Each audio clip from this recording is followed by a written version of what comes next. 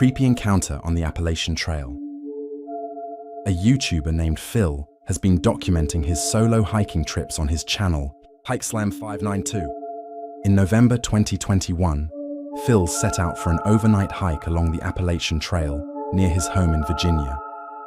His hike was uneventful for the first half hour, but eventually he noticed something strange. Odd pieces of trash scattered along the trail. Some of the containers had writing on them. What looked like nonsensical song lyrics or poems had been carefully written out, only to be discarded in the woods. Well, hopefully I don't out here. That would totally ruin my day. Well, let's keep going. As he ventured deeper into the woods, things escalated. The weirdness continues.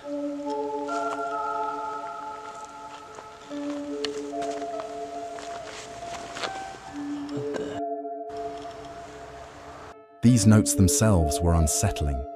Some notes contained cryptic poems, others rambled about conspiracy theories, undercover federal agents, and personal confessions. The proximity of the notes and duck, and the fact the papers were dry and in good condition, suggested they had been placed there recently. About 20 meters away, Phil spotted a tarp and a small fire at a campsite. Keeping his distance, he continued up the trail toward a shelter.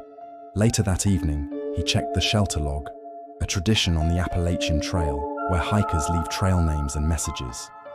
Most entries were normal until he made a horrifying discovery. All right, so I'm gonna check out the shelter log here. I hang out by the fire. Almost every shelter on the Appalachian Trail has a shelter log. Holy. Wait a second. Let me adjust the camera here. This writing looks almost exactly like the writing that was on that garbage a couple of miles from here. Later that night, he heard movement near the shelter and saw a lone man with a headlamp walking around. Not wanting to confront him, Phil quietly packed up and quietly made his way back to his truck. But who the writer was, or what might have happened if the man had noticed Phil in the middle of the night, remains unknown. Based on the content of the notes, the handwriting, and the mention of time in jail, it's likely the person was a homeless man who had been previously incarcerated and was now drifting along the trail.